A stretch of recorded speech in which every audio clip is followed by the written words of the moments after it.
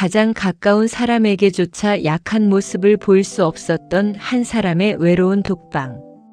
그 방의 문이 닫히기 전 그가 우리에게 간절하게 바랐던 것은 그저 따뜻한 손길 한 번이었다. 구독과 좋아요를 부탁드리며 함께 해주세요. 형수님, 진우가 대체 왜 그랬답니까? 집에서 무슨 일 있었던 거 아닙니까? 말 좀 해보십시오. 병원 장례식장의 하얗고 차가운 복도가 찢어질 듯한 고성으로 뒤흔들렸다. 술기운과 슬픔으로 눈이 벌겋게 뒤집힌 충식이 진우의 아내 서윤재의 덜미를 잡을 듯이 다가서며 거칠게 악을 썼다. 주변의 눈치를 보던 현수가 충식의 소매를 강하게 잡아 끌었지만 충식은 그것을 뿌리치고 윤재의 얼굴을 뚫어지게 노려보았다.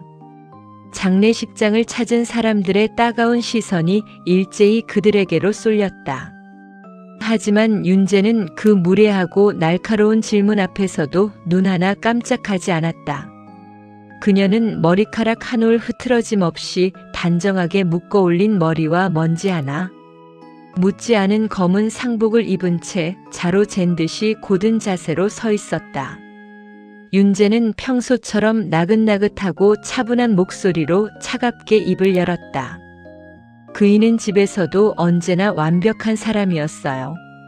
힘들다거나 지친다는 말은 단 한 번도 입 밖에 꺼낸 적이 없었죠. 그러니까 저에게 물으셔도 저는 드릴 말씀이 없네요. 윤재의 목소리는 너무나 잔잔해서 마치 남의 이야기를 하는 것처럼 들렸다.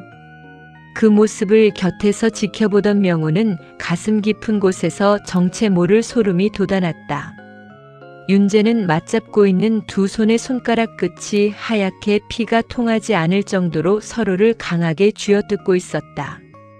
그녀의 완벽한 태도는 평생 동안 진우와 함께 만들어온 완벽하고 행복한 가정이라는 무대를 관객들이 보는 앞에서 끝까지 무너뜨리지 않으려는 처절한 연극 같았다.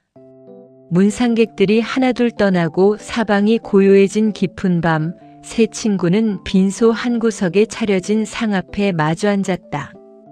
뚝배기에서 식어가는 육개장 국물처럼 방 안의 공기는 무겁고 탁했다. 충식이 소주를 연거푸 들이켜며 영정사진 속 진우를 향해 중얼거렸다. 참 지독한 인간이다, 박진우. 가장 가까운 우리한테도 속 한 번 안 보여주고 혼자 저렇게 가버리냐? 생각할수록 괘씸하고 억울해서 미치겠다. 명우는 소주잔에 찰랑거리는 투명한 술을 바라보며 멍하니 생각에 잠겼다. 이 차갑고 어두운 장례식장 안에서 역설적이게도 명우의 머릿속을 스치고 지나간 것은 우리의 가장 눈부시고 시끌벅적했던 그 시절의 소리들이었다. 야, 박진우, 너 이번에도 전교 1등이라며? 전교생이 다 아는 독종 새끼. 30해 전 푸르른 여름 햇살이 쏟아지던 고등학교 교실. 뒷문이 쾅 열리며 충식이 장난기 가득한 얼굴로 들어섰다. 땀에 흠뻑 젖은 체육복을 어깨에 걸친 충식이 진우의 목덜미를 왁자지껄하게 감싸 안았다. 책상에 단정하게 앉아 두꺼운 책을 들여다보던 진우는 충식의 거친 장난에도 그저 맑고 순박한 미소를 지으며 안경을 치켜 올릴 뿐이었다. 충식아, 시끄럽다. 공부하는 애 방해하지 말고 저리 가라. 뒤에서 턱을 괴고 앉아있던 현수가 짐짓 차가운 목소리로 핀잔을 주었지만 충식은 아랑곳하지 않고 진우의 책상 위에 가방을 툭 던졌다. 야, 1등 한턱 내야지. 오늘 끝나고 학교 앞 떡볶이 집 3인분 가자. 진우, 내가 쏘는 거다. 그래, 내가 살게. 충식이, 너 좋아하는 삶은 달걀도 인당 2개씩 더 얹어서 먹자. 진우의 서글서글한 대답에 교실 안이 순식간에 세 친구의 웃음소리로 가득 차올랐다. 진우는 언제나 그런 아이였다. 모두가 입시 공부에 날이 서서 서로를 깎아내리기 바쁠 때도 진우는 자신의 공부 시간을 쪼개어 충식과 현수의 모르는 문제를 몇 번이고 친절하게 가르쳐주곤 했다. 어머니가 싸주신 맛있는 반찬이 있으면 슬그머니 친구들 밥상 위에 얹어주던 사람도 진우였고, 자율학습이 끝나고 캄캄한 밤길을 걸을 때면 무서워하는 충식의 옆자리에서 든든하게 발걸음을 맞춰주던 사람도 언제나 진우였다. 그 시절에 우리는 박진우라는 커다란 나무 밑에서 아무런 걱정 없이 매일매일 웃고 떠들었다. 진우의 그 깊고 단단한 성실함이 우리를 지켜주는 울타리라고만 믿었다. 그 울타리가 얼마나 무거운 책임감으로 만들어진 것인지, 그 찬란한 미소 뒤에 얼마나 깊은 숨막힘이 숨겨져 있었는지 우리는 단 한 번도 들여다보려 하지 않았다. 명우야, 너는 알지? 진우가 왜 그랬는지 너는 알 거 아냐? 너희 둘이 제일 자주 만났잖아. 충식이 붉어진 눈으로 명우의 옷자락을 붙잡듯 물어왔을 때 명우는 찬란했던 과거의 기억에서 깨어나 다시 차가운 장례식장으로 돌아왔다. 가장 가까운 친구라고 자부했고 누구보다 진우를 잘 안다고 생각했지만, 역설적이게도 이 장례식장에서 명우는 자신들이 진우에 대해 가장 아무것도 모르는 이방인에 불과하다는 사실을 뼈저리게 깨닫고 있었다. 우리가 그가 차려놓은 달콤한 그늘 밑에서 열매만 따먹는 동안 진우의 속은 하얗게 타들어가고 있었던 것이다. 진우가 생전에 끝내 우리에게, 그리고 사랑하는 가족에게 하지 못했던 이야기는 도대체 무엇이었을까? 영정사진 속에서 말없이 웃고 있는 진우의 환한 미소가 이제는 슬픔이 아니라 남겨진 세 사람의 가슴을 사정없이 후벼 파는 잔인한 질문이 되어 가시처럼 박히기 시작했다. 장례식장 창밖으로 밤새도록 서글픈 비가 소리 없이 내리고 있었다. 마치 끝내 울지 못하고 떠난 진우의 눈물처럼 세상의 모든 소음을 집어삼키며 축축하게 번져가고 있었다. 진우의 장례를 모두 마치고 돌아온 이틀 뒤, 명우는 진우의 유품을 정리하는 일을 도와달라는 아내 윤재의 연락을 받았다. 다른 친구들보다 유독 진우와 조용히 많은 시간을 보냈던 명우였기에 윤재로서도 남편의 개인적인 물건들을 남들에게 함부로 맡기기보다 명우가 곁에 있어주는 것이 마음 편했을 터였다. 명우는 무거운 마음을 안고 진우가 살던 서울의 한 대형 아파트로 향했다. 남들이 이름만 대면 다 아는 높은 울타리가 쳐진 화려한 고층 아파트 단지였다. 정문을 지나 진우의 집 앞에 서서 초인종을 누르자 이윽고 두터운 철문이 소리 없이 열렸다. 집 안으로 들어선 명우는 저도 모르게 작게 숨을 들이켰다. 온통 하얗고 매끄러운 돌로 뒤덮인 거실은 눈이 부실 정도로 넓고 깨끗했다. 먼지 하나 앉지 않은 유리창 너머로 서울 시내가 한눈에 내려다 보였다. 집안의 모든 가구와 장식품들은 자로 잰 듯이 제자리에 줄을 맞추어 놓여 있었고, 바닥에 흐트러진 물건은 단 하나도 없었다. 달칵달칵. 거실 벽에 걸린 커다란 시계 바늘 소리만이 기묘할 정도로 크게 울려 퍼졌다. 사람이 실제로 살아가고 있는 집이 아니라 백화점의 고급스러운 진열장을 그대로 옮겨놓은 것만 같았다. 남들이 보기에는 성공한 의사의 부유함을 뽐내는 부러움의 대상이겠지만, 명우의 살가죽에 닿는 집안의 공기는 으스스할 정도로 서늘하고 쓸쓸했다. 아내 윤재는 검은 가디건을 단정하게 걸친 모습으로 명우를 맞이했다. 장례식장에서 보았던 흐트러짐 없는 모습 그대로였다. 그녀는 거실 테이블 위에 따뜻한 찻잔을 내려놓으며 나직하게 말했다.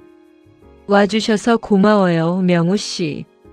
그이의 서재 물건들을 정리해야 하는데 제가 손을 대려니 어디서부터 어떻게 건드려야 할지 엄두가 안 나서요.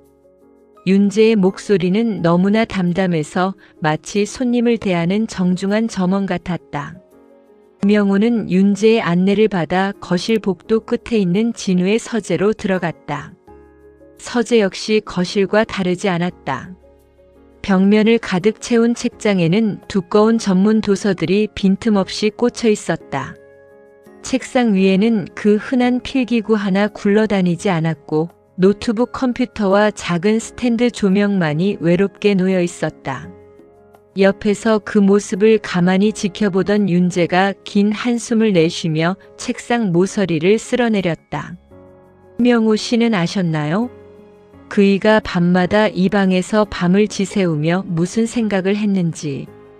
윤재의 돌발적인 질문에 명호는 서랍을 열던 손을 멈추고 그녀를 바라보았다. 윤재의 두 눈에 그동안 억누르고 있던 깊은 피로감과 원망의 빛이 스치고 지나갔다. 결혼하고 10수년을 함께 살았지만 저는 그이의 진짜 속마음을 단 한 번도 들어본 적이 없어요. 그이는 늘 완벽한 남편이었죠. 아쉬운 소리 한마디 없이 매달 넉넉한 생활비를 가져다 주었고 아이들에게는 언제나 인자하고 든든한 아버지의 모습을 보여주었어요. 남들이 다 부러워하는 행복한 가정을 만들기 위해 저는 제가 할 수 있는 최선을 다했어요. 집안을 늘 깨끗하게 가꾸고 아이들을 남부럽지 않게 키워내고 그이의 사회적 체면에 흠이 가지 않도록 모든 것을 맞추었죠. 윤재의 목소리가 미세하게 떨리기 시작했다. 그녀는 감정이 북받치는 것을 참으려는 듯 입술을 꾹 깨물었다가 다시 말을 이어갔다. 가끔 그이가 지쳐 보일 때가 있었어요. 어깨를 늘어뜨리고 거실 소파에 멍하니 앉아 있을 때 말이에요. 그럴 때마다 저는 걱정스러운 마음에 다가가 물었죠. 당신답지 않게 왜 그러느냐고. 그러면 그이는 금세 얼굴 표정을 지우고 특유의 성실한 미소를 지으며 아무것도 아니라고 말하곤 했어요. 당신답지 않게 왜 그러느냐는 제 말이 그이에게는 약한 모습을 보이지 말라는 압박으로 들렸던 걸까요? 저는 그저 그이를 응원하고 싶었던 것뿐인데. 윤재는 참았던 눈물을 흘리지 않으려는 듯 고개를 돌려 창밖을 바라보았다.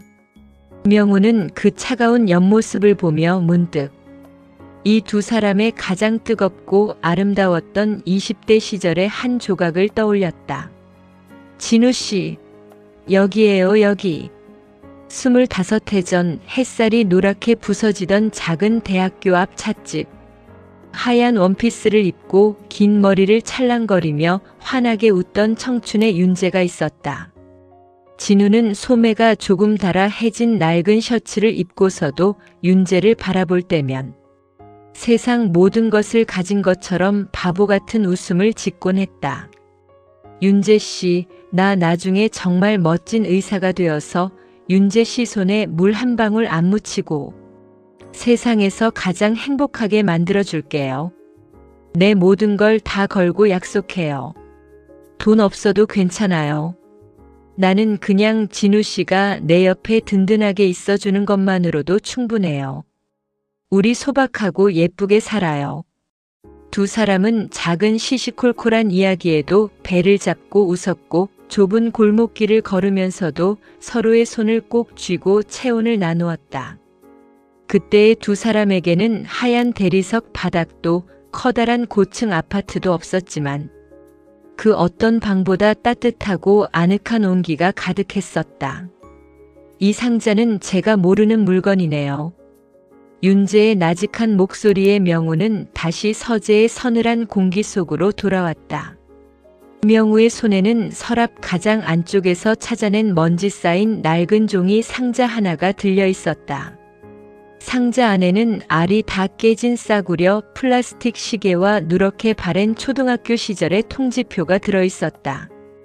평생을 함께한 아내조차 알지 못했던 진우의 숨겨진 가난과 상처의 조각들. 서로를 너무나 사랑해서 시작했던 완벽한 가정이라는 약속이 시간이 흘러 서로를 가장 깊은 외로움의 수렁으로 밀어넣는 족쇄가 되었다는 사실에 명우의 목소리가 턱 막혀왔다. 대리석 거실 창밖으로 피처럼 붉은 노을이 서글프게 번져가고 있었다. 그 빛은 따뜻하기보다 서늘하게 가라앉아 남겨진 이들의 마음에 지울 수 없는 얼룩을 남기고 있었다. 허름한 대포집, 기름때가 잔뜩 묻은 노란 전구. 불빛 아래에서 찌그러진 양은 냄비 속 찌개가 보글보글 시끄러운 소리를 내며 끓어오르고 있었다. 김명우가 진우의 서재 서랍 깊은 곳에서 조심스럽게 꺼내온 투박한 종이 상자를 탁자 위에 내려놓자 묵직한 둔타금과 함께 충식과 현수의 시선이 상자 위로 뱀처럼 날카롭게 달라붙었다. 그 안에는 닳고 해진 검은 가죽, 수첩과 모서리가 다 닳아버린 누렇게 빛바랜 사진 몇 장이 어지럽게 엉켜 있었다. 현수가 가느다란 손가락으로 사진 한 장을 집어들며 안경을 고쳐 썼다. 사진 속 어린 진우는 비가 오면 물이 새던 낡은 단간방 앞마당에서 몸에 맞지 않는 커다란 옷을 입고 잔뜩 주눅이 든 채 금방이라도 울음을 터뜨릴 듯 입술을 피가 나도록 꾹 깨물고 있었다. 김명우는 떨리는 손길로 진우의 낡은 검은 수첩을 천천히 한 장씩 넘겼다. 종이가 얇아 뒤쪽까지 잉크가 까맣게 배어나온 어린 진우의 글씨들 사이로 그가 평생 동안 온몸으로 짊어져야 했던 무거운 모래주머니의 정체가 선명하게 드러나고 있었다. 너는 우리 집안을 다시 살려내야 할 유일한 기둥이다. 장남이라는 놈이 그렇게 약해 빠져서 어디에 쓰겠냐. 절대로 남들 앞에서는 눈물을 보여서도 안 되고 힘들다는 소리를 입 밖에 꺼내서도 안 된다. 그건 패배자들이나 하는 짓이야. 어린 진우의 일기장에는 부모가 귓가에 대고 쏘아붙였던 서늘한 명령들이 굵은 연필 자국으로 밧줄처럼 빽빽하게 적혀 있었다. 동네 골목길을 뛰놀다 넘어져 무릎이 깨지고 피가 철철 흐르던 날에도 진우는 어머니의 따뜻한 품에 안겨 어리광을 부리는 대신 캄캄한 화장실 거울을 보며 홀로 눈물을 닦아내야 했다. 사내 아이가 왜 그깟 일로 질질 짜느냐는 아버지의 호통은 어린 진우의 가슴 속에 시퍼런 멍과 굳은 살을 차례로 박아 넣었다. 진우에게 공부를 잘하고 성실하게 살아가는 것은 남들에게 칭찬을 받기 위한 노력이 아니었다. 그것은 약한 모습을 보이는 순간 집안에서 버려질지도 모른다는 무시무시한 공포 속에서 어떻게든 하루하루 살아남기 위해 매달렸던 유일한 숨구멍이자 절박한 몸부림이었던 것이다. 이 바보 같은 놈, 이 미련한 새끼야. 왜 혼자서 이 모든 걸 다 껴안고 살았냐? 충식이 사진 속 어린 진우의 마르고 주눅든 얼굴을 거친 손가락으로 문지르며 나직하게 의조렸다. 충식의 목소리는 분노와 슬픔이 뒤섞여 걷잡을 수 없이 흔들리고 있었다. 그 모습을 보며 명우의 머릿속에는 대학 시절 우리가 진우의 그 굳건함 뒤에 숨어 저질렀던 비겁하고 이기적인 기억들이 잔인한 필름처럼 다시금 돌아가기 시작했다. 우리는 진우가 보여주는 성실함과 넉넉함을 너무나 당연한 것으로 여기며 아무런 죄책감도 없이 아낌없이 소비하고 살았다. 집안 형편이 어려워 등록금을 마련하지 못해 휴학을 고민하며 밤새 고개를 숙이고 있던 충식에게 아무런 조건도 없이 다가와 두꺼운 봉투를 슬그머니 쥐어주던 사람이 바로 진우였다. 신림동 고시촌에서 거듭된 시험 실패로 인생의 벼랑 끝에 몰려 방황하던 현수의 술. 상대를 새벽이 지나 동이 트기 전까지 묵묵히 지켜주며 다음날 남몰래 책방에 들러 두꺼운 법률 책값을 대신 내주던 사람도 언제나 진우였다. 그때마다 우리는 진우의 어깨가 얼마나 무거울지 단 한 번도 물어보지 않았다. 오히려 그 무거운 호의를 받으면서도 야, 대한민국에서 가장 머리 좋은 의대생. 박진우가 힘들면 우리 같은 놈들은 벌써 한강 가야지라며 낄낄대고 웃어넘겼다. 우리가 던진 그 가볍고 무심한 한마디들이 진우에게는 어린 시절 부모가 가슴에 채웠던 무서운 족쇄와 똑같은 압박으로 한 걸음 더 다가갔을 것이다. 친구들에게마저도 약한 모습을 보이면 실망감을 안겨줄지 모른다는 두려움, 언제나 든든하고 완벽한 해결사로 남아있어야만 버림받지 않을 것이라는 그 오래된 공포를 우리가 더 단단하게 다져준 셈이었다. 우리는 진우를 진심 어린 친구로 둔 것이 아니라 우리가 힘들 때면 언제든 찾아가 편안하게 기대어 쉴 수 있는 거대하고 단단한 고목나무로만 여겼던 것이다. 고목의 가느다란 뿌리가 물을 얻지 못해 하얗게 썩어 들어가는 줄은 전혀 모른 채 그저 그가 만들어 놓은 푸른 잎사귀 밑에서 시원한 바람을 맞으며 단물만 빨아먹던 비겁하고 눈먼 방관자들이 바로 우리 자신이었다. 현수야, 충식아. 우리는 평생 동안 진우를 단 한 번도 따뜻하게 안아준 적이 없었어. 그놈이 우리를 안아줄 때 우리는 그저 당연하다는 듯이 그 품에 안겨 잠만 잤던 거야.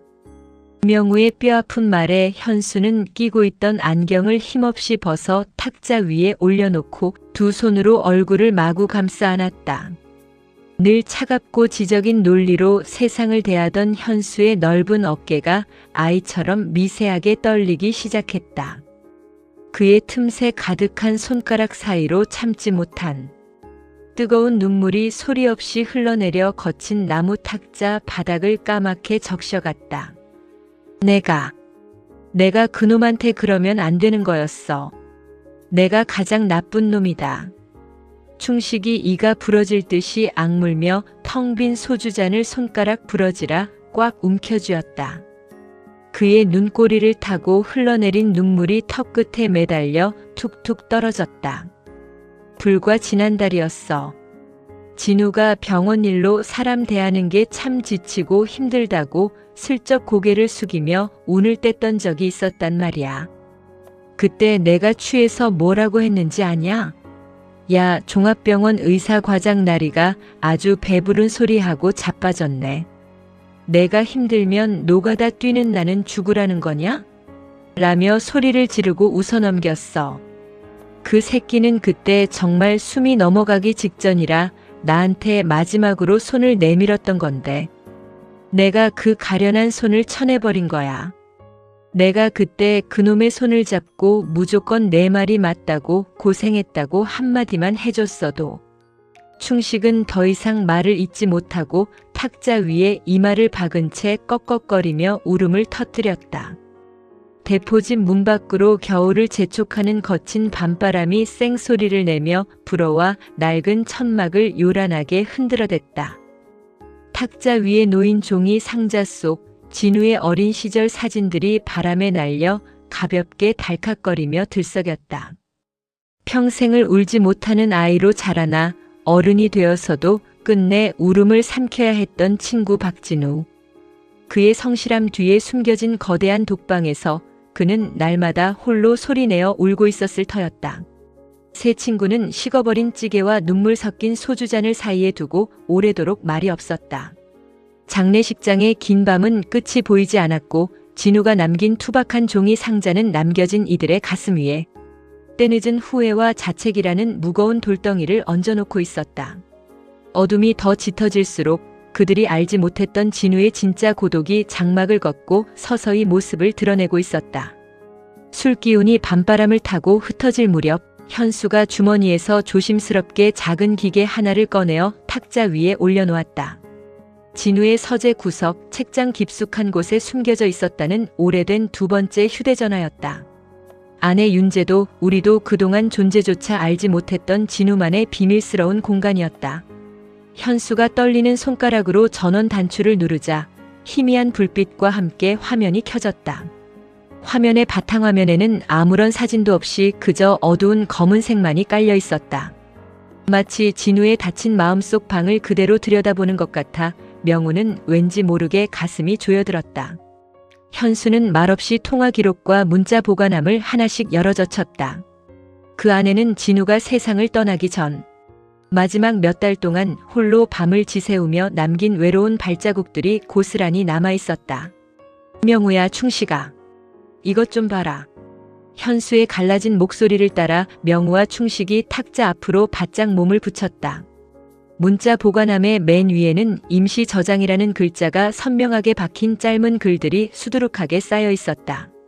세상에서 가장 가까워야 할 아내와 가족, 그리고 평생을 함께한 친구들에게조차 참아 보내지 못하고 홀로 삼켜야 했던 진우의 진짜 목소리들이었다. 명우는 침을 삼키며 화면 속 글자들을 읽어내려갔다. 윤재 씨, 오늘 병원에서 큰일이 있었어. 환자의 상태가 갑자기 나빠졌는데 내 손으로 어떻게 할 수가 없었어. 의사 가운이 오늘따라 너무 무겁고 무서워. 집으로 가고 싶은데 문을 열고 들어가서 당신과 아이들 얼굴을 보면 또 아무렇지 않은 척 웃어야 하겠지. 그게 너무 숨이 막혀. 글은 거기서 멈춰 있었다. 발송 단추를 누르지 못하고 지우기를 반복하다가 결국 임시 보관함에 갇혀버린 글이었다. 아내에게조차 약한 모습을 보이면 완벽한 남편의 자격이 지워질까 봐 두려워했던 진우의 처절한 외로움이 글자마다 뚝뚝 묻어났다. 그 밑에는 충식과 현수, 그리고 명우의 이름으로 적어 내려간 글들도 있었다. 충식아, 나 요즘 잠을 전혀 못 자. 불을 끄면 방 안이 온통 가라앉는 것 같아서 눈을 감기가 무서워. 술 한 잔만 사주라. 현수야, 내가 옛날에 공부할 때 외롭다고 했던 말, 이제야 내가 무슨 뜻인지 알 것 같아. 나 좀 도와줘. 그 짧은 구조 신호들은 단 한 줄도 우리에게 배달되지 못했다. 평생을 울지 못하는 아이로 집안의 기둥으로만 살아왔던 진우였기에 친구들에게 짐이 되거나 실망을 안겨주는 일은 죽기보다 싫었을 터였다. 진우는 문자를 쓰고 지우기를 수백 번씩 반복하며 그 밤의 적막 속에서 홀로 자신을 조금씩 갉아먹고 있었던 것이다. 그리고 이것도 있어. 현수가 손가락을 움직여 발신 기록을 보여주었다. 기록을 본 충식이 억소리를 내며 제 입을 틀어막았다. 진우가 죽기 일주일 전부터 바로 전날 새벽까지 그의 휴대전화는 매일 밤 새벽 2시와 3시 사이에 우리들의 번호로 전화를 걸었던 흔적이 남아있었다. 충식이의 번호, 현수의 번호, 그리고 명우의 번호가 번갈아가며 찍혀 있었다. 하지만 통화 시간은 전부 0초였다. 신호음이 가기도 전에 진우 스스로 통화 단추를 끊어버렸거나 혹은 신호가 울리는 짧은 몇 초 동안 친구들이 잠에서 깨어 전화를 받기 전에 비겁해진 마음으로 전화를 가로막았던 흔적이었다. 명우는 손을 떨며 자신의 옛 휴대전화 기록을 확인해 보았다. 부재 중 전화 표시조차 남지 않을 만큼 짧았던 밤을 건너려던 진우의 소리 없는 목소리. 만약 그때 우리 중 단 한 명이라도 잠결에 눈을 떠 그 짧은 신호음을 잡았더라면, 아니면 밤늦게 잠이 오지 않아 진우에게 먼저 전화를 걸어 너 요즘 별일 없냐고 따뜻한 말 한마디를 건넸더라면 진우는 그 외로운 독방의 문을 열고 우리에게 걸어 나올 수 있었을까? 우리가 다 죽인 거야. 박진우가 저렇게 소리를 지르고 있었는데 우리가 귀를 닫고 있었던 거라고. 충식이 탁자 위에 머리를 박으며 꺼느끼기 시작했다. 그의 거친 등판이 슬픔과 후회로 사정없이 들썩였다. 현수 역시 더 이상 냉철한 척을 유지하지 못하고 휴대전화의 붉은 불빛을 바라보며 소리 없는 눈물을 뚝뚝 흘려냈다. 밤은 더 깊어갔고 낡은 대포집의 외등은 비바람에 흔들리며 깜빡였다. 명우는 진우의 휴대전화를 소중하게 쥐어 감쌌다. 화면이 꺼지자 그 거무스름한 유리창 위로 명우와 친구들의 울먹이는 얼굴이 어렴풋이 비쳤다. 진우가 생전에 그토록 전하고 싶었으나 끝내 내게 하지 못했던 이야기들이 이 작은 기계 속에서 차가운 밤하늘을 떠돌며 길을 잃고 있었다. 남겨진 새 친구의 가슴 속에는 연결되지 못했던 새벽녘의 신호음. 소리가 환청처럼 커다랗게 울려 퍼지기 시작했다. 진우가 남긴 비밀 휴대전화 속 이야기를 도저히 우리끼리만 품고 있을 수 없었던 명우는 결국 충식과 현수의 덜미를 잡아 이끌고 다시 진우의 집을 찾았다. 거실의 하얗고 매끄러운 대리석 바닥은 여전히 차가운 빛을 내뿜으며 사람의 마음을 주눅 들게 만들고 있었고, 그 위에 마주 앉은 아내 윤재의 얼굴은 이틀 전 장례식장에서 보았을 때보다 훨씬 더 헬쑥하게 가라앉아 있었다. 현수가 떨리는 손가락으로 진우의 숨겨진 휴대전화를 탁자 위에 올려놓고 그간 확인한 문자들과 새벽녘의 통화 흔적들을 조심스럽게 전했을 때 윤재의 그 단정하고 굳건하던 눈빛이 처음으로 사정없이 흔들리기 시작했다. 윤재는 남편이 참아 보내지 못하고 임시 보관함에 외롭게 가둬두었던 짧은 글들을 손가락으로 짚어가며 읽어내려갔다. 의사 가운이 오늘따라 너무 무겁고 무서워. 당신과 아이들 얼굴을 보면 또 아무렇지 않은 척 웃어야 하겠지. 그게 너무 숨이 막혀. 그 글귀를 마주한 윤재의 입술이 파르르 떨리더니 이내 하얗게 질려갔다. 그녀는 눈앞의 현실을 도저히 믿을 수 없다는 듯 세차게 고개를 저으며 탁자 위에 휴대전화를 바닥으로 거칠게 밀쳐내려 했다. 이게 다 무슨 소용이에요? 이제 와서 이런 게 다 무슨 의미가 있느냐고요. 죽은 사람이 살아 돌아오기라도 한답니까? 윤재의 목소리가 거실의 높은 천장을 때리며 날카롭게 찢어발겼다. 늘 온화하고 나긋나긋하게 번지던 그녀의 목소리가 아니었다. 평생 동안 남들 앞에서 눈물 한 방울 보이지 않으려 꾹꾹 눌러 참아왔던 그녀의 두 눈에서 마침내 뜨겁고 굵은 눈물이 본물 터지듯 와락 쏟아져 내렸다. 왜 나한테는 한마디도 안 한 건데? 내가 그렇게 무서웠어? 내가 당신을 그렇게 숨이 막히게 옥죄고 만들었냐고. 나는 그저 당신이 남들에게 기죽지 않고 우리 아이들이 세상 어디서나 떳떳하게 고개를 들고 자랄 수 있도록 내온 힘을 다해 집안을 가꾸고 버틴 것뿐이야. 당신이 남들이 부러워하는 성공한 의사로 멋진 가장으로 살 수 있게 내가 얼마나 내 속을 까맣게 깎아내며 다 맞췄는데 왜 나를 이렇게 나쁜 아내로 숨막히는 괴물로 만들어 놓고 혼자 홀가분하게 가버린 거야? 윤재는 가슴을 주먹으로 쥐어뜯으며 목을 놓아 오열했다. 완벽하고 행복한 가정을 지키기 위해 평생을 무대 위에 배우처럼 연극하듯 살아온 그녀의 세상이 남편이 남긴 조그만 기계 하나로 인해 사정없이 무너져 내리는 순간이었다. 그녀의 거친 원망은 죽은 진우를 향해 부르짖고 있었지만 그 칼날 같은 끝은 결국 남편의 외로움과 힘겨움을 단 한 번도 눈치채지 못했던 자기 자신을 향한 잔인한 자책으로 되돌아와 꽂히고 있었다. 그 처절한 모습을 옆에서 가만히 지켜보던 충식이 붉어진 눈으로 탁자를 쿵 치며 자리에서 벌떡 일어섰다. 술기운과 서글픔 그리고 억울함이 뒤섞인 충식의 목소리에도 뼈아픈 가시가 돋아나 있었다. 형수님만 힘드셨던 줄 아십니까? 우리도 지금 속이 뒤집어져서 미칠 것 같습니다. 박진우. 그 자식은 끝까지지 혼자 착한 놈, 멋진 놈, 성인군자로 남고 싶었던 겁니다. 우리가 그렇게 가볍고 우스운 놈들이었습니까? 고등학교 때부터 평생을 형제처럼 지낸 우리한테 힘들다는 말.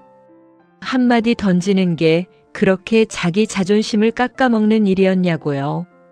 밤마다 우리 번호를 누르고 전화를 걸었다가 끊어버릴 기운은 있으면서 왜 대포진 문을 걷어차고 들어와 내 덜미를 잡고 나 좀 살려달라고 나 힘들어 죽겠다고 소리를 지르지 않았냔 말입니다.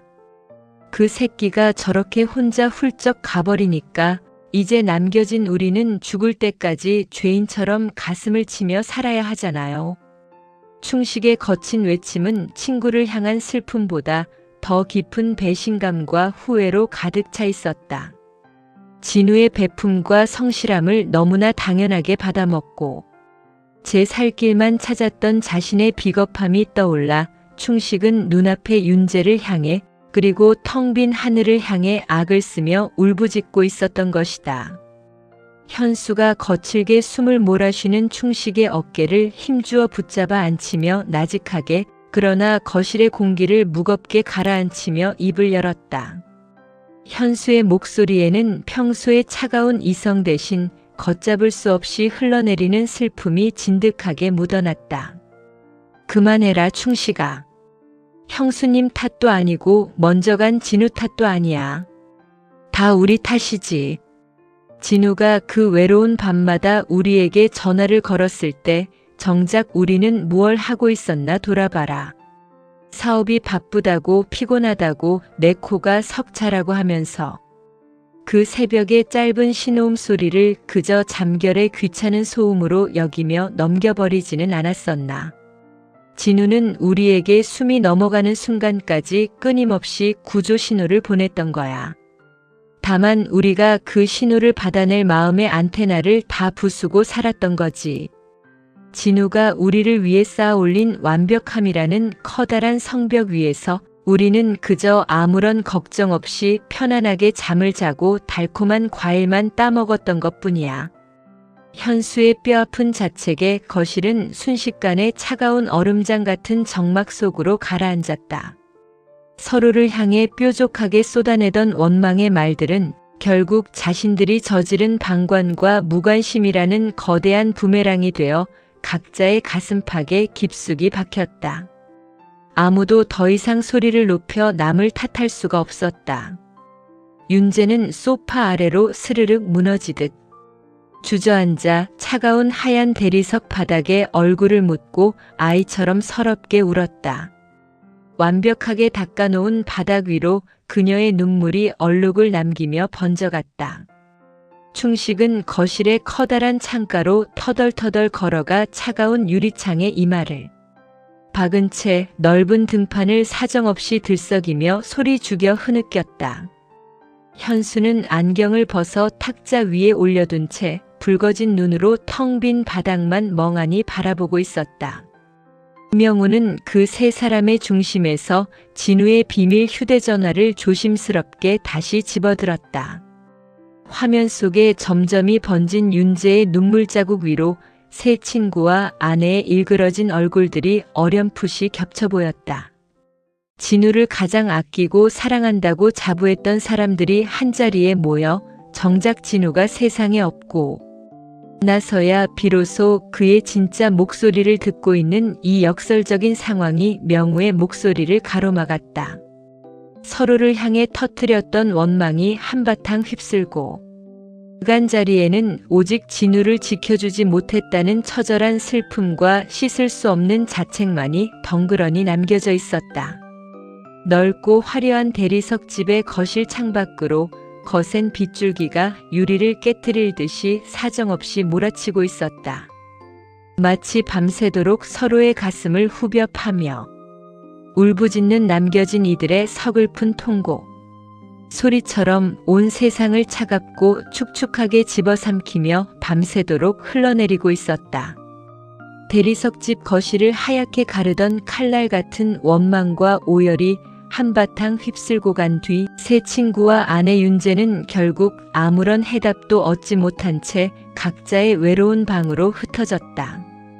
서로를 향해 뾰족하게 쏘아대던 독설들은 결국 자신들의 방관을 향한 부메랑이었음을 깨달았기에 그 누구도 더 이상 곁에 머물며 서로를 위로할 수 없었던 것이다. 깊은 밤, 온 세상이 캄캄한 어둠 속으로 가라앉았을 때 명우는 자신의 작은 방 침대 머리에 앉아 진우의 비밀 휴대전화를 가만히 내려다보았다. 거실에서 윤재가 제 가슴팍에 소중하게 끌어안았다가 친구들이 집을 나설 때 그이의 가장 소중한 비밀을 끝까지 지켜준 분들이니 조금만 더 품고 있어 달라며 명우의 손에 눈물로 쥐어준 기계였다. 명우는 불을 끈 채 휴대전화의 화면을 다시 켰다. 퍼르스름한 빛이 명우의 헬쑥한 얼굴을 차갑게 비추었다.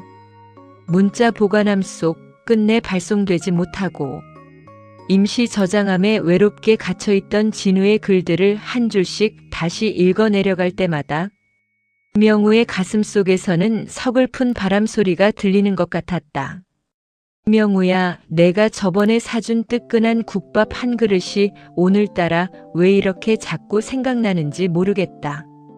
그때는 일이 바빠서 절반도 못 먹고 일어섰는데 그냥 병원 문 닫아 걸고 너랑 하루 종일 옛날 이야기나 하며 걷고 싶다.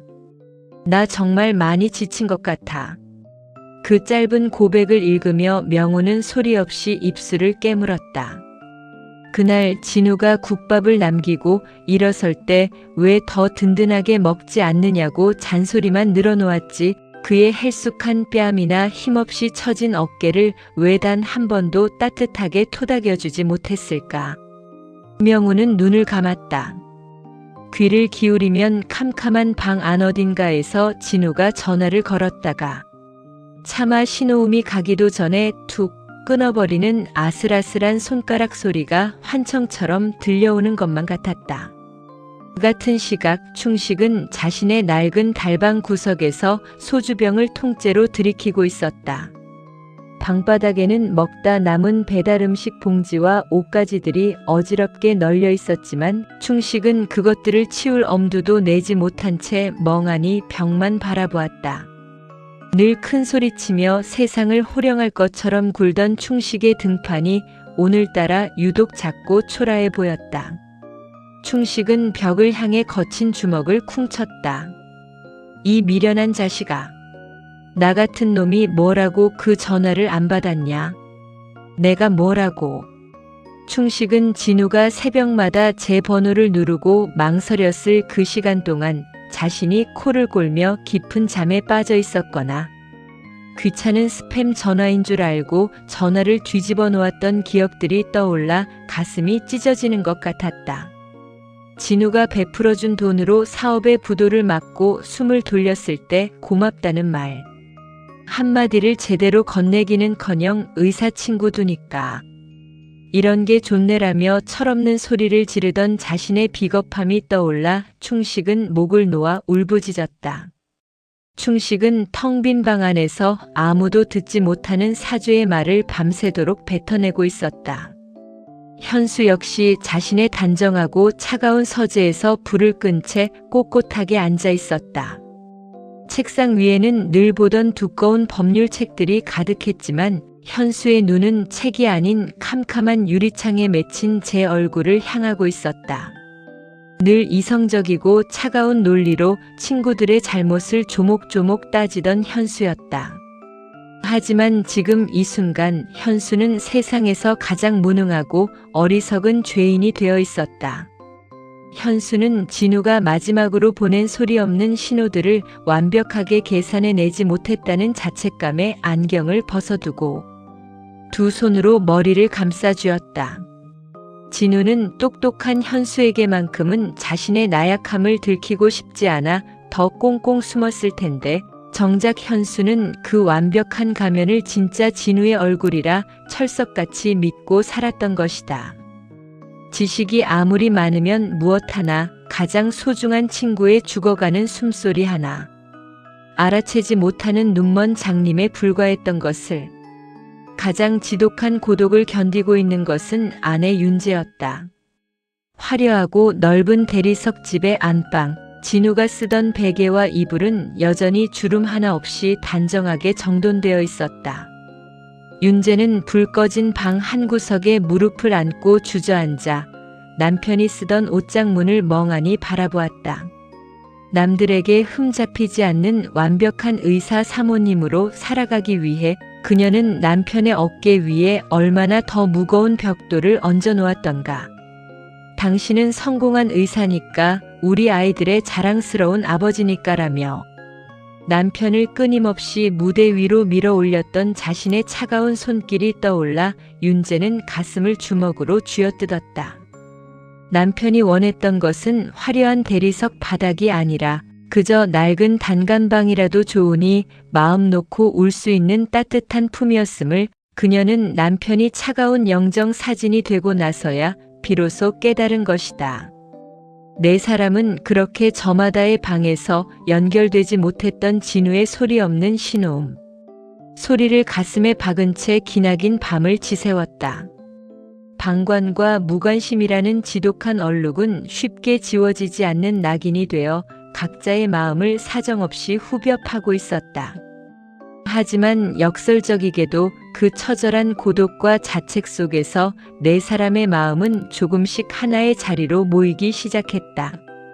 진우를 이대로 가슴에 묻어두고 평생 죄인으로 살 순 없다는 묵직한 다짐, 끝내 듣지 못했던 그의 진짜 목소리를 온전하게 받아들이고 보내주어야 한다는 마지막 의무감이 어둠 속에서 서서히 고개를 들고 있었다. 밤새도록 온 세상을 축축하게 적시며 온 집안을 흔들던 거친 빗소리가 새벽녘이 지나 아침이 찾아오자 거짓말처럼 뚝 그쳤다. 먹구름이 거친 하늘 위로 맑고 푸르스름한 아침 햇살이 서서히 번져가고 있었다. 각자의 외롭고 쓸쓸한 방에서 지독한 고독과 뼈아픈 후회의 밤을 지새운 명우와 충식, 현수, 그리고 아내 윤재는 약속이라도 한 듯이 아침 일찍 진우의 차가운 유골이 묻힌 고요한 추모공원으로 향했다. 밤새 내린 비를 머금은 푸른 잔디밭 위로 따스한 햇살이 보석처럼 부서지며 쏟아져 내리고 있었다. 장례식장의 어둡고 탁한 공기나 숨이 막히던 화려한 대리석. 집의 서늘함과는 완전히 다른 눈이 부실 정도로 맑고 투명한 하늘이었다. 윤재는 남편의 이름 석자가 또렷하고 깊게 새겨진 차가운 돌판 앞에 천천히 멈추어 섰다. 그녀의 가느다란 어깨는 여전히 슬픔을 이기지 못해 작게 떨리고 있었지만 눈빛만큼은 처음 장례식장에서 보았던 것처럼 차갑거나 단단하게 굳어있지 않았다. 그 안에는 남들의 눈치를 보며 평생을 연극하듯 살아가던 완벽한 의사. 사모님의 가면 대신 남편이 홀로 삼켜야 했던 고독의 무게를 가슴 깊이 받아들인 사람만의 서글프고 넉넉한 온기가 자리 잡고 있었다. 윤재는 품에 소중하게 안고 온 진우의 비밀 휴대전화를 두 손으로 받쳐들었다. 그리고 명우가 들고 온 진우의 어린 시절. 상처가 고스란히 담긴 투박한 종이 상자를 돌판 앞에 나란히 내려놓았다. 알이 다 깨진 싸구려 플라스틱 시계와 누렇게. 바랜 초등학교 시절의 통지표 위로 따스한 햇살이 부드럽게 감싸 안았다. 윤재는 처음으로 자로 잰 듯한 완벽한 자세도 아니고 남들에게 행복을 증명하기 위한 것도 아닌 오직 남편만을 향한 가장 편안하고 부드러운 미소를 지어 보였다. 당신, 이제는 그 무겁고 숨막히던 의사가운도 멀리 벗어던지고 멋진 가장이라는 무시무시한 이름도 내려놓고 우리 앞에서는 그냥 마음껏 울어도 돼요. 남들 눈치 볼 필요도 없고 굳이 완벽해지려고 애쓰지 않아도 괜찮으니까. 그곳에서는 소리내어 울고 싶을 때 목 놓아 울고 어리광 부리고 싶을 때 마음껏 부려요. 그동안 지켜주지 못해서 그 외로운 독방에 당신을 혼자 두게 해서 정말 미안해요. 윤재의 참았던 눈물 한 방울이 진우의 이름 위에 툭 떨어져 붉은 얼룩을 남기며 번져갔다. 뒤에 서 있던 충식도 천천히 다가와 굳은 살이 박인 거친 손으로 진우의 돌판을 조심스럽게 어루만졌다. 붉게 짓무른 충식의 눈에는 더 이상 친구를 향한 원망이나 서운함 따위는 남아있지 않았다.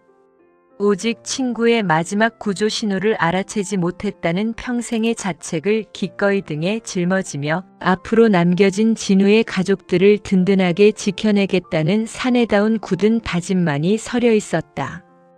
진우야, 이 미련하고 착한 자식아. 내가 평생 동안 혼자서 이 악물고 짊어지느라 하얗게 부러져 버린 그 무거운 짐들, 이제는 우리가 고스란히 나누어지마. 형수님도 내 소중한 아이들도 우리가 내 빈자리 조금도 외롭지 않게 늘 곁에서 가족처럼 지킬 테니까 너는 이제 아무런 걱정도 하지 말고 그저 편히 쉬어라. 내 평생 너 같은 친구를 두어서 정말 고마웠다, 내 친구야. 늘 냉철하고 차가운 이성으로 세상을 대하던 현수 역시 끼고 있던 안경을 벗어두고 뜨거운 눈물을 손등으로 닦아내며 나직하게 긴 숨을 내쉬었다. 현수는 햇살을 받아 반짝이는 진우의 영정을 바라보며 나지막이 속주의 말을 이어갔다. 우리가 너무나 늦게 내 마음속 울음소리를 들었지만 내가 우리 가슴에 남긴 이 뼈아픈 자책은 오히려 남겨진 우리들의 무너진 마음을 다시금 단단하게 이어주는 새로운 다리가 되어 주었어. 내가 평생 동안 우리에게 아낌없이 주었던 그 따뜻하고 넉넉한 그늘을 이제는 우리가 형수님과 아이들에게 온전하게 돌려주어야 할 때인 것 같다. 그게 남겨진 우리들이 너에게 아주 조금이나마 속죄할 수 있는 유일한 길일 테니까. 부디 그곳에서는 무거운 가방 내려놓고 편히 걸어가라. 창밖으로 푸르스름한 새벽빛이 다시금 밝아올 무렵 명우는 주머니 속 휴대전화를 꼭 쥐며 나직하게 의조렸다. 이제는 정말 진우를 만나러 가야 할 때였다. 명우는 가만히 서서 파란 하늘을 올려다보았다. 비가 그친 공기를 타고 어디선가 은은하고 싱그러운 풀내음이 시원하게 밀려왔다. 진우가 생전에 끝내 우리에게 그리고 가정을 향해 하지 못했던 이야기. 그것은 대단하고 거창한 비밀이 전혀 아니었다. 나도 너희들과 똑같이 하루하루가 무섭고 나약한 인간일 뿐이라고. 나도 가끔은 다리가 풀려 넘어지고 지쳐서 아이처럼 울고 싶을 때가 있다고. 그러니까 제발 내 손을 한 번만 따뜻하게 잡아주고 괜찮다고 말해달라는 소박하고 고독한 고백이었을 터였다. 우리는 너무나 늦게 그 목소리를 들었지만 진우가 목숨과 바꾸며 남긴 이 절박한 교훈은 남겨진 이들의 가슴속에 지워지지 않는 징표가 되었다.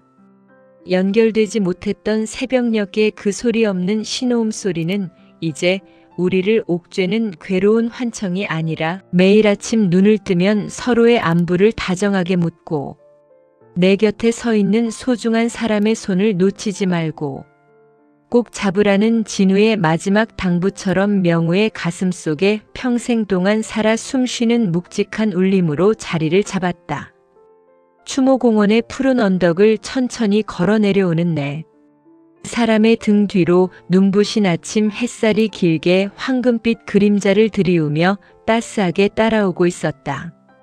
평생 동안 단 한 번도 마음 놓고 울지 못했던 외로운 아이는 이제 차가운 대리석 방과 숨막히던 완벽함의 가면을 완전히 벗어던지고 세상에서 가장 자유롭고 편안한 바람이 되어 저 높은 푸른 하늘 너머로 조용히, 아주 조용히 흘러가고 있었다.